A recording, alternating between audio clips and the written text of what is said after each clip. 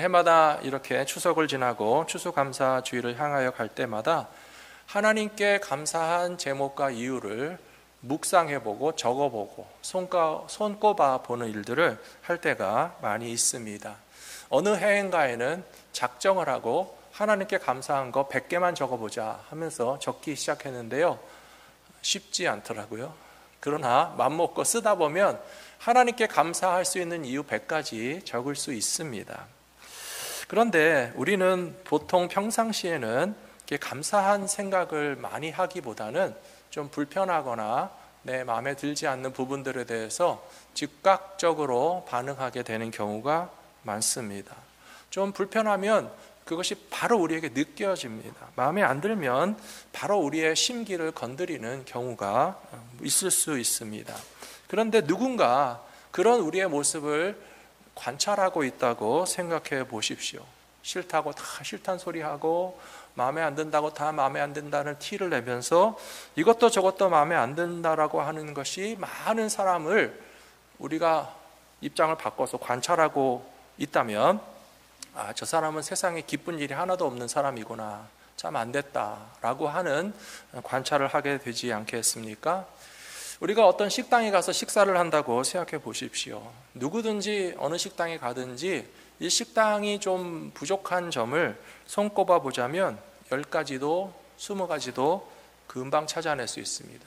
좀 우리를 응대하는 분이 친절하지 않다든지, 식탁 위에 먼지가 있다든지, 컵에 고춧가루가 묻었다든지, 음식이 짜다든지, 마음에 안 드는 것이 너무 크게 느껴져서 거기에만 계속 주목하고 있다면 누가 손해일까요? 내 손해라고 생각합니다. 입맛 떨어졌죠? 돈 내고 밥 먹기 아깝죠?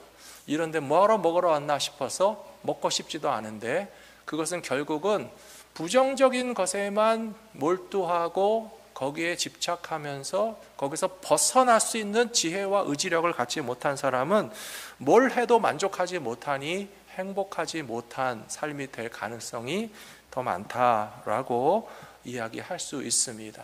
반대로 똑같은 식당에 갔다고 생각해 보십시오. 여러 가지 반찬이 있는데요, 몇 가지는 마음에 안 들어요. 하지만 내 입맛에 맞는 반찬 한 가지라도 있을 수 있어요. 그래서 그거 하나를 참 감사하다라고 먹기 시작할 수 있겠죠. 돈 내고 먹을 수 있어서 감사하고, 날 위해 밥 해주는 사람이 있어서 감사하고, 식당 가서 사 먹을 수 있으니 감사하고, 감사한 마음으로 그래도 한 끼 식사를 잘 마치고 나오면 누구에게 유익할까요? 본인에게 유익하죠. 감사함으로 먹고 나온 사람과 에이 입맛 없는데 억지로 먹었고 돈만 아깝다 하는 사람 비교해 보시라고요. 정답은 간단하게 나오는 거예요. 성경에 보시면 구약 성경에 욥이라는 사람이 등장하는데요, 그 사람은 어느 날 천재지변과 같은 불행과 고통을 한꺼번에 겪었습니다. 얼마나 이렇게 큰 재난을 당한 사람이 하나님을 잘 섬기는 사람이었다라고 하는 것에서 우리에게 참 이해하기 힘든 상황이 벌어지는 것을 볼 수가 있습니다. 본인도 그렇고 그의 아내도 그렇고 아무리 생각해도 어떻게 나에게 이런 일이 벌어졌을까 이해가 되지 않는 거예요. 설명이 되지 않는 거예요. 그래서 하나님께 대하여 좀 원망하고 싶은 마음이 생길 수도 있었겠죠. 그런데 그의 아내가 하는 말이, 욥에게 그의 아내가 말했습니다. 아이고 여보, 하나님을 욕하고 죽으시오. 그렇게 했어요. 성경에 분명히 나와 있는 부분이에요. 조금 이해가 안 되는 것은 아니에요. 욥이 당한 재난을 생각하면 곁에 있는 사람이 하나님을 원망하고 죽으라 라고 하는 말도 이해가 전혀 안 되는 것은 아니지만 하나님의 말씀은 우리에게 중요한 진리를 가르쳐 주시고 있습니다. 이 모든 일에 욥이 범죄하지 아니하고 하나님을 향하여 원망하지 아니하니라 라고 되어 있습니다. 놀라운 믿음의 사람의 특징이라고 생각합니다. 욥에게 향해서 그럼에도 불구하고 감사하시오, 그런 말을 해서는 안 돼요. 어떻게 그게 감사할 상황입니까? 재산을 잃고 자식이 죽고 몸에 병이 생겼는데 기독교의 문화 가운데서 한국 교회 문화에 조금 이상한 부분이 있어요. 감사하는 게 중요하다고 그러니까 무조건 감사라는 거예요. 그렇진 않아요. 저는 그렇게 말씀드리고 싶지 않아요. 욥의 상황에서 그래도 감사하시오 라고 하는 것은 너무 좀 심한 그런 압력이라고 생각하고요.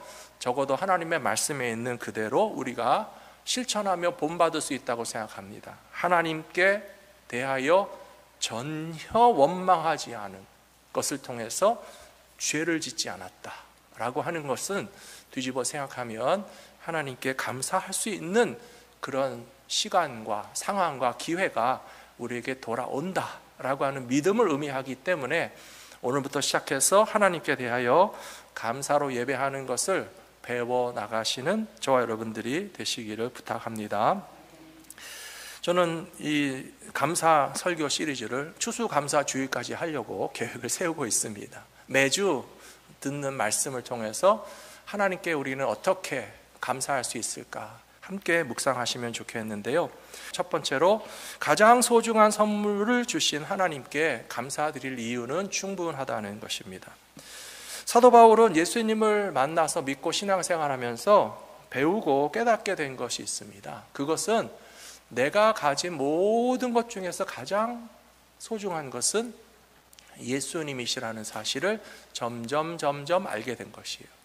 오늘 빌립보서 3장 7절에 보시면 사도 바울이 자랑하고 싶은 것, 가진 건 많았지만 무엇이든지 내게 유익하다고 생각하던 것들을 다 내가 그리스도를 위하여 해로 여긴다라고 말하고 있습니다. 8절에서는 모든 것을 해로 여김은 내 주 그리스도 예수를 아는 지식이 가장 고상하기 때문이라 내가 그를 위하여 모든 것을 잃어버리고 배설물로 여김은 예수 그리스도를 얻고 그 안에서 발견되려 함이니 라고 말하고 있습니다.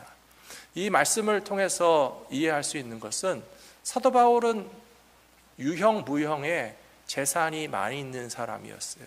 가진 것이 많이 있는 사람이었고 지식도 많이 가진 사람이었어요.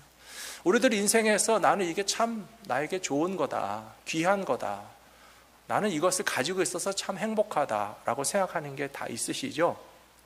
사도 바울도 그랬다고요. 그런데 사도 바울이 예수님을 알고 만나고 믿게 되니까 어떻게 됐습니까? 그것들과 비교할 수 없이 예수님이 나에게 귀한 분이시더라라고 하는 거예요.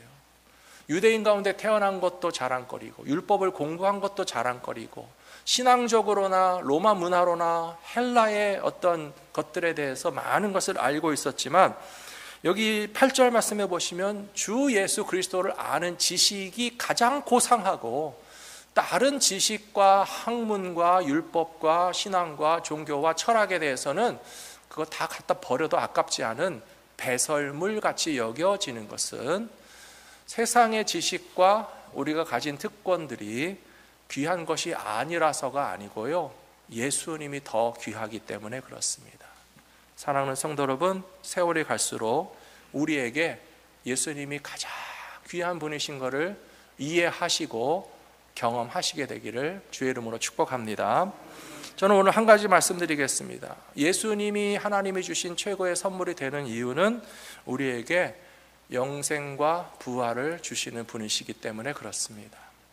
요한복음 6장 40절에 보시면 내 아버지의 뜻은 아들을 보고 믿는 자마다 영생을 얻는 이것이니 마지막 날에 내가 이를 다시 살리리라 하시니라. 예수님께서 우리에게 주실 수 있는 최고의 축복이 영원한 생명이잖아요. 구원이잖아요. 바로 그렇기 때문에 하나님께서 우리에게 주신 최고의 선물은 예수님이시라고 저는 믿습니다. 두 번째로 죽음의 절망을 넘어서 부활의 소망과 약속을 주신 하나님께 우리는 감사드리는 것이 당연합니다. 만일 하나님의 아들이신 예수님이 이 세상에 오시지 않았다면 우리는 어떻게 됐을 거라고 생각하십니까? 예수님이 안 계셨다면 우리는 어떻게 됐을까요? 죽었겠죠.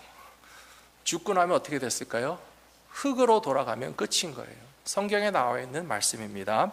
히브리서 9장 27절에 보시면 한 번 죽는 것은 사람에게 정해진 것이고 그 후에는 심판이 있을 것이다 라고 하셨고요, 창세기 3장 19절에서는 하나님께서 말씀하시기를 너희는 흙이니 흙으로 돌아갈 것이다 라고 말씀하셨어요. 좀 우울하게 느껴지셔서 반응이 없으신 것 같은데요, 예수님 없었으면 이렇게 될 뻔했다는 얘기죠. 그런데 하나님의 아들이신 예수님이 우리에게 오셨기 때문에 우리에게는 어떤 변화가 일어났습니까? 요한복음 11장에 보시면 나사로의 무덤 앞에서 예수님께서 마르다와 마리아에게 이야기하셨어요. 내가 부활이요 생명이다. 우리 말씀 한번 같이 보실까요? 요한복음 11장 24절부터 26절까지 같이 읽겠습니다. 마르다가 이르되 마지막 날 부활 때에는 다시 살아날 줄을 내가 아나이다. 예수께서 이르시되 나는 부활이요 생명이니 나를 믿는 자는 죽어도 살겠고 무릇 살아서 나를 믿는 자는 영원히 죽지 아니하리니 이것을 내가 믿느냐. 아멘. 마르다와 마리아에게는 가장 사랑하고 가장 귀중한 오빠, 의지하는 사람, 그 집의 가장입니다. 나사로가 죽어서 무덤에 있습니다. 무덤에 있는 나사로를 앞에 놓고 마리아와 마리아에게 가장 원하는 것이 뭐였을까요? 오빠가 살아나는 거죠. 오빠가 살아나는 거. 너무 단순해요. 근데 그 오빠가 다시 살아난다는 것은 전혀 불가능하다고 생각하고 있었어요. 우리 모두가 다 그렇지 않습니까? 사랑하는 가족이나 형제나 부모님이 돌아가시면요, 정말 원치 않지만 우리는 포기하게 돼요. 어쩔 수가 없구나. 그런데 나사로의 무덤 앞에 찾아오신 예수님께서 하시는 말씀이 나는 부활이요 생명이니 나를 믿는 자는 다시 살겠다 라고 말씀하셨을 때 마르다의 마음 가운데 소망이 생겼어요. 아, 그렇죠. 나중에 우리가 부활이 있다는 사실을 믿습니다 라고 고백했는데요, 예수님께서 지금 무덤에 있던 나사로를 당장에 살려주셨잖아요. 얼마나 기쁜 일이겠습니까? 그래서 제가 오늘 드리는 말씀은 하나님께서 우리에게 예수님을 주신 것은 이런 기쁨과 부활과 영생을 허락해 주시는 주님이시기 때문에 감사할 수 있다는 사실을 말씀드리고 싶습니다.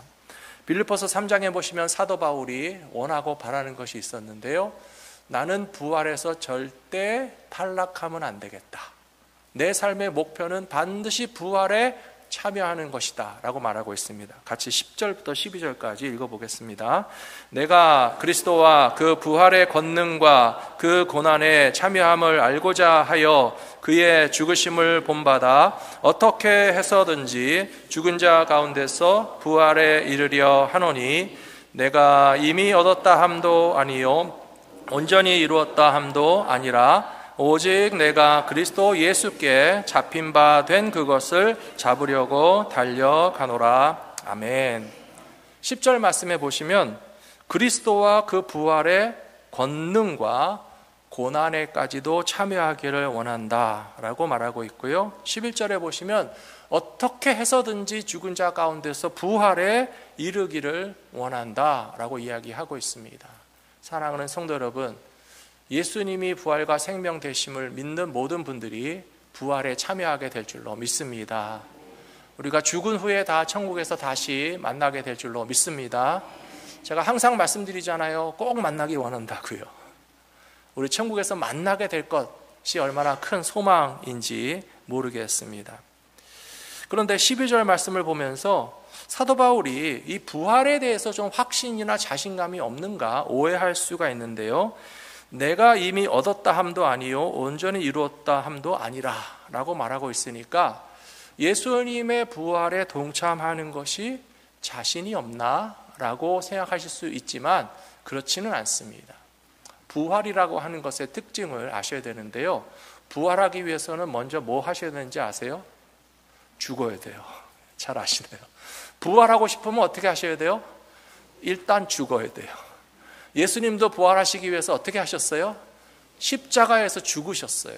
부활이라는 것은 다시 산다는 의미인데요, 다시 사는 것에는 종류가 여러 개 있지만 예수님의 부활은 다시 살아나면 영원히 죽지 않는 영생의 부활이라는 사실을 믿으시기 바랍니다.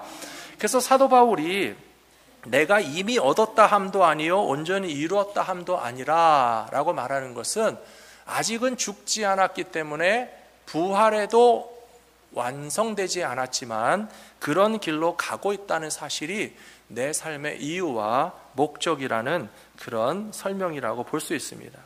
한 가지 더 저는 이 말씀을 읽으면서 12절의 하반절은 조금 해석이 어려운 부분입니다. 오직 내가 그리스도 예수께 잡힌 바 된 그것을 잡으려고 달려가노라 라고 얘기했죠. 예수 그리스도께 잡힌 바 된 것인데 나도 그거를 잡으려고 달려가는 게 무엇을 의미할까 생각해 봤어요. 이것은 부활과 영생이라고도 해석할 수 있는데요, 그 후에 나오는 구절을 연결해서 보시면 예수님이 지금 상을 예비하고 계시는데 예수님이 잡고 계신 내 상을 받기 위해서 달려간다는 의미로 해석할 수 있더라고요. 여러분 이해되세요? 12절 말씀 다시 보여주세요. 예수 그리스도께서 붙잡고 계신 그것을 나도 잡으려고 달려간다 라고 되어 있어요. 그것은 부활과 영생일 뿐만 아니라 우리에게 주시는 예수님의 상이 될 줄로 믿습니다. 여러분 이제까지 사시면서 상 다 받아오셨죠? 예, 학교 다닐 때도 받으시고 뭐 어디서든지 상을 받으시고 교회에서도 상 드리시잖아요. 이 상이라고 하는 것을 생각하면 저는 제 아내가 꾸었던 태몽이 생각이 납니다. 둘째 아들을 낳기 전에 그런 얘기 했어요. 여보 꿈에 목사님이 나한테 제일로 큰 상을 주시는 거야. 이게 무슨 꿈이지? 근데 나중에 알고 보니까 아들이 생겼어요. 그래서 이 꿈이 바로 그 꿈이구나 라고 하는 것을 이해하게 됐는데요, 이 설교 시간에 태몽 얘기해서 죄송합니다. 태몽을 믿는다는 게 아니라 저희들의 개인적인 경험에 대해서 말씀드리는 거예요. 제가 한국에 있을 때 모교회 목사님이 저를 많이 사랑해 주셨어요. 목사님 한 분에게 받은 사랑을 손꼽아서 나열하자면 끝도 없습니다. 정말 저를 가르쳐 주시고 지도해 주시고 신학교 갈 때 추천서 써주시고 그 추천서 지금도 제가 잊지 못해요. 정말 최고의 추천서를 써주셨어요. 그뿐만 아니라 신학교 3년 다니는 동안에 꼬박꼬박 장학금 받을 수 있게 도와주셨어요. 결혼 주례도 해주셨죠. 아이들 유아 세례도 해주셨죠. 뭐 주신 게 너무 많은데요, 특별히 모교회에서 전도사로 사역할 수 있는 사역의 길도 열어주셨고요, 또 그런 꿈을 왜 꿨을까 제가 생각해 봤어요. 목사님이 우리한테 맨날 애기는 언제 나요? 둘째는 언제 태어나요? 하시면서 목사님이 저에 대한 관심과 사랑을 가지고 많이 기도해 주시던 것이 하나하나 다 이루어졌다라고 하는 것을 생각하면 한 분 목사님에게도 제가 받은 사랑이 너무 많아서 그 감사를 다 표현할 수가 없다라고 하는 생각을 가지고 있는데요, 여러분 하나님께서 우리에게 얼마나 많은 사랑과 축복을 베풀어 주셨는지 여러분 손꼽아 기억하고 계십니까? 거기에 더해서 제가 드리고 싶은 말씀은요, 예수님은 우리에게 상 주시기 위하여 우리의 상을 예비하고 기다리고 계신다는 거예요. 그렇다면 사도 바울과 마찬가지로 모든 크리스찬들이 살아가는 삶의 목적이 있어야 돼요. 여러분 왜 삽니까? 지금 왜 살아있습니까? 우리는 뭐 하면서 살아야 됩니까? 라고 묻는다면 사도 바울의 말을 빌어서 저는 상 받으러 가기 위해서 달려가고 있습니다 라고 대답하시면 된다는 거예요. 저는 오늘 분명히 말씀드리고 싶습니다. 여러분 모두를 위한 예수님의 상이 준비되어 있다는 사실을 믿으시기 바랍니다. 여러분 모두는 상 받기로 확정된 사람으로 믿으시기 바랍니다. 그러면 어떻게 하셔야 돼요? 상 받으러 가셔야 된다는 거예요. 지난 주간에 뉴스를 보니까 스웨덴과 노르웨이에서 노벨상 수상자를 발표했어요. 세계 평화상 수상 발표는 노르웨이에서 하고요, 그 외에 여러 과학 분야의 수상자 발표는 스웨덴에서 합니다.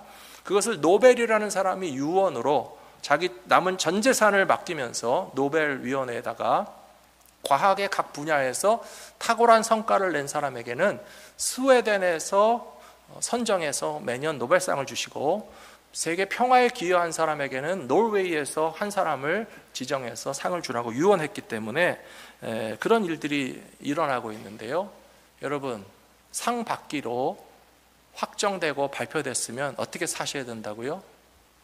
상 받으러 가셔야 된다고요. 예수 믿는 사람들의 삶은 예수님이 우리에게 주시려고 붙잡고 계시는 그 상을 받기 위해서 살아가는 삶이라고 사도 바울이 가르쳐 줬다는 겁니다. 그래서 세 번째로 믿음의 삶을 끝까지 달려갈 때 상 주시는 하나님에게 감사드릴 수 있다는 말씀을 드리고 싶습니다. 하나님께서는 우리에게 상 주시는 하나님이시지만 그 상 받기까지 살아가는 과정은 쉽지가 않습니다. 제가 분명히 말씀드렸죠. 여러분 상 받기로 확정되신 분들이라고요. 믿으십니까? 그런데요, 상 받기로 확정된 우리들인데도 그 중간의 삶은 참 쉽지 않아요. 제가 노벨상 받으시는 분들에 관한 이야기를 들어보니까요, 한 분야에서 30년, 40년 동안 연구하신 분들이에요. 그 중에서 몇 가지 아주 탁월한 성과를 거두고 그것이 세계적으로 인정받으면서 인류의 발전에 도움을 줬다라고 인정받으면 어떤 박사님이요, 30년 후에 노벨상 받는 거예요. 근데 그 박사님이 세계적인 어떤 성과를 거두고 상 받을 만한 데 이르기까지 평탄한 길만 있겠습니까? 좋은 일만 있겠습니까? 연구 결과를 위해서 몇 번이나 실험에 실패했을까요? 1000번, 10,000번 실패했어요. 여러분, 에디슨이 전구를 발명할 때 필라멘트 소재 하나만도 몇천 가지를 넣어서 불태워보고 실패해본 거 아시잖아요. 성공을 위해서 끝까지 달려가는 사람이 나중에 상 받기에 합당한 삶을 산다라고 하는 것이 우리에게도 알려주는 교훈이 있다고 저는 생각합니다. 지금 현재 미국의 많은 사람들은 직장 생활하는 게 힘든데요, 직장을 포기하지 못한다고 그래요. 그래서 그런 현상을 가리켜서 잡 허깅이라고 말합니다. 이 회사를 그만두고 나가면 이 정도 되는 회사에 다시 들어갈 기회가 없다고 여겨져서 현재 내 짭을 허깅, 붙잡고 안 놀라고 그러는 거예요. 월급을 많이 안 알려줘도 좋고 일하는 환경이 좀 힘들어도 좋으니 나는 좀 계속 일하고 싶다라고 하는 마음을 가지고 있다는 것이죠. 한국에서는 많은 자영업자들이 일하시는 소상공인들이 있으신데요, 그분들이 정말 요새 사업이 어렵다고 그래요. 여러분, 한국의 많은 분들이 제일 많이 하시는 비즈니스가 뭔지 아세요? 편의점, 치킨집, 커피숍 뭐 그런 게 있어요. 근데 주인들이 직원을 두고 함께 일하기보다는 내가 직접 많은 시간에 일해서 이 작은 사업을 유지하려고 해도 정말 그 아르바이트생 파트타임에게 주는 것보다도 더 많은 소득을 가져가지 못한다고요. 눈물에 폐업을 해야 되는 상황들이 많이 있다고 이야기합니다. 저는 이런 상황을 들으면서 기도합니다. 하나님, 하나님의 나라가 이 땅 가운데 이루어지게 하여 주시옵소서. 여러분, 하나님의 나라가 뭘 의미하는지 아십니까? 이 세상에서도 힘이 없고 연약한 백성들이 직장에서 포기하지 못하고 억지로 일하지 않는 것이 하나님의 나라예요. 이 세상에서 자기 사업을 운영하는 사람들이 정말 이 불합리한 사회 가운데서 나는 이렇게 정말 뼈를 갈아면서 일을 하는데 거기에 합당한 보상을 받지 못하는 것이 하나님의 나라가 이루어진다면 달라지게 될 것이라고 저는 믿습니다. 우리들이 항상 기도할 때마다 하나님의 나라가 땅 위에 이루어지게 해달라고 기도하고 계시죠? 여러분, 그 기도가 어디에 있는지 아세요? 주기도문에 있어요. 우리 맨날 주기도문 가지고 기도하잖아요. 주기도문에 뭐라고 되어 있습니까? 뜻이 하늘에서 이루어진 것 같이 땅에서도 이루어지이다. 그 다음에 나라가 임하옵시며, 나라가 임하옵시며. 그 기도가 뭡니까? Thy kingdom come. 하나님의 나라가 이 땅 가운데 이루어지면 이 땅 위에 살아가는 힘이 없고 연약한 백성들이 이렇게 겨우겨우 억지로 살아가는 삶이 아니고 감사할 것이 넘쳐나는 복된 삶을 살 텐데, 우리 예수 믿는 사람들은요, 세상 나라에 초월해 있는 사람들이에요. 세상 나라보다 더 높은 하나님의 나라를 살아가는 사람들이 저와 여러분입니다. 그러므로 하나님의 나라가 땅 위에서도 이루어지게 하여 주시옵소서 기도하면 우리의 직장 생활도 달라지게 될 줄로 믿습니다. 소상공인들의 비즈니스에도 하나님의 능력이 나타나게 될 줄로 믿습니다. 제가 이 말씀을 드리는 이유가 있어요. 세상에서는 상 받기를 기대하지 마시라는 거예요. 세상에서 얻는 상으로 만족할 수 없다는 사실을 말씀드리기 위해서 드린 이야기고요. 우리가 받아야 할 상은 어디 있습니까? 하나님의 나라에 있어요. 예수님이 우리에게 상 주시려고 준비하고 계시니까 그것을 우리도 받기 위해서 달려가야 된다고 말씀드렸잖아요. 그러면 상 받기 위해서 꼭 필요한 게 뭔지 아십니까? 히브리서 11장 6절 말씀해 보시면 하나님은 우리에게 상 주시는 하나님이시라고 믿으시면 됩니다. 사랑하는 성도 여러분, 하나님은 우리에게 상 주시는 하나님이신 것을 믿으십니까? 상 받게 될 줄로 믿으십니까? 혹시 여태까지 의심하는 사람 있으셨죠? 제가 모든 성도님들 다 상 받기로 된 분이라고 얘기했는데도 나는 아닐 거야 생각하는 분 혹시 있으셨다면 하나님의 말씀에 기록되어 있다니까요. 여러분, 상 받기로 결정된 사람인 것을 믿으십니까? 히브리서 11장에 보시면 믿음이 없이는 하나님을 기쁘시게 하지 못하나니 하나님께 나아가는 자는 반드시 그가 계신 것과 또한 그가 자기를 찾는 사람들에게 상 주시는 분임을 믿어야 할 것이니라 라고 되어 있어요. 상 주신다니까요. 상 받기로 확정되신 분들의 표정이 안 나와가지고 설교를 계속 해야 되나 말아야 되나. 상 받기로 확정되신 분들이에요. 그러면 상 받기로 확정되신 분들은 어떻게 살아야 되는지 고린도전서 15장에 나와 있습니다. 고린도전서 15장에 보시면 우리 주 예수 그리스도로 말미암아 우리에게 승리를 주시는 하나님께 감사하노니 그러므로 내 사랑하는 형제들아 건실하며 흔들리지 말고 항상 주의 일에 더욱 힘쓰는 자들이 되라. 이는 너희 수고가 주 안에서 헛되지 않은 줄을 알미라 라고 말하고 있습니다. 사랑하는 성도 여러분, 주 예수 그리스도로 말미암아 우리에게 승리를 주시는 하나님이시기 때문에 우리는 감사할 수 있습니다. 욥과 같은 상황이 벌어져도요, 그 상황 속에서 감사하라고는 말씀드리지 않겠다고 말씀드렸어요. 하지만 욥의 삶에 감사가 회복되게 하시는 하나님을 바라보시는 믿음의 사람들이 되시기를 축복합니다. 그래서 58절 말씀에서 고린도전서 말씀에서 사랑하는 형제들아 견실하고 흔들리지 말고 항상 주의 일에 더욱 힘쓰는 자들이 되라 라고 말씀하셨어요. 우리 교회 성도님들을 바라볼 때 때로는 참 힘든 일들을 경험하시게 되는 분들이 많은 것 같아요. 저는 우리가 바라봐야 할 약속과 소망이 여기에 있다고 생각합니다. 고린도전서 15장은 부활장이잖아요. 부활장의 맨 끝에 나오는 말씀이 뭐냐면요, 우리의 종착점은 승리이고 우리의 피니시 라인에는 상을 주시는 것이 확정되어 있다는 말씀을 하고 있어요. 그런데 그 과정은 어떻습니까? 힘든 과정이라는 거예요. 그 힘든 과정을 주 안에서 헤쳐나가게 된다면 우리를 위하여 예비하신 상을 받지 못할 분이 한 분도 없을 거라고 저는 믿습니다.